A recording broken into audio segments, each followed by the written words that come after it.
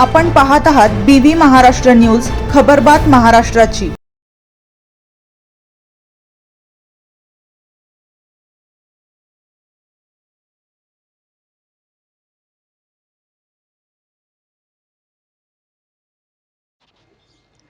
वाढती वाहतूक कोंडी आणि आठवडी बाजारात वाढलेल्या पाकिटमारीच्या घटनांवर नियंत्रण नेमके कोणाचे? नागरिकांचा संतप्त सवाल। नांदगाव शहरात दिवसेंदिवस रहदारीची समस्या गंभीर होत चालल्याचे चित्र पाहायला मिळत आहे। विशेषतः गुरुवारी भरत असलेल्या आठवडी बाजाराच्या दिवशी शहरातील मुख्य रस्ते अक्षरशः वाहनांनी फुलून जातात। रस्त्यावर दुचाकी, चारचाकी, टेम्पो, हातगाड्या आणि पादचारी यांची प्रचंड गर्दी होत असल्याने नागरिकांना चालणे देखील कठीण बनले आहे।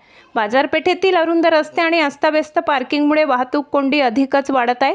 धक्कादायक बाब म्हणजे काही तरुण वाहनांच्या टप्प्यावर बसून प्रवास करताना दिसत आहेत। हा प्रकार अत्यंत धोकादायक असून मोठ्या अपघाताला निमंत्रण देणारा आहे। गुरुवारी भरत असलेल्या आठवडे बाजारासाठी तालुक्यातील विविध गावांमधून मोठ्या प्रमाणावर नागरिक नांदगाव शहरात येतात। गर्दीचा फायदा घेत पाकिटमार आणि मोबाईल चोऱ्यांच्या टोळ्या सक्रिय झाल्यात। भाजीपाला किंवा इतर वस्तू खरेदी करताना नागरिकांचे लक्ष विचलित होताच हात चलाखीने मोबाईल आणि पाकिट लंपास केले जात असल्याच्या घटना सातत्याने समोर येत आहेत। अनेक नागरिकांनी चोरीच्या तक्रारी केल्या असल्या तरी या प्रकारांवर प्रभावी नियंत्रण दिसून येत नसल्याची नाराजी नागरिक व्यक्त करत आहेत। स्थानिक नागरिकांनी प्रशासनाकडे काही महत्त्वाच्या मागण्या केल्या आहेत। बाजार परिसरात पोलीस बंदोबस्त वाढवावा, तसेच साध्या वेशातील पोलिसांची गस्त सुरू करावी। मुख्य चौकांमध्ये CCTV कॅमेरे बसवावेत। ध्वनी क्षेपणावरून नागरिकांना सतर्कतेच्या सूचना द्याव्या।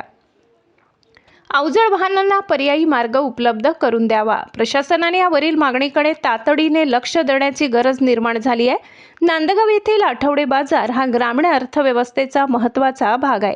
मात्र वाढती वाहतूक कोंडी आणि चोरीच्या घटनांमुळे नागरिकांमध्ये भीतीचे वातावरण निर्माण झाले आहे। नागरिकांच्या सुरक्षिततेसाठी आणि शहरातील वाहतूक सुरळीत करण्यासाठी प्रशासनाने तातडीने ठोस उपाययोजना करणे आवश्यक असल्याची मागणी आता जोर धरू लागली आहे। BV न्यूज महाराष्ट्रासाठी विभागीय संपादक मारुती जगधने।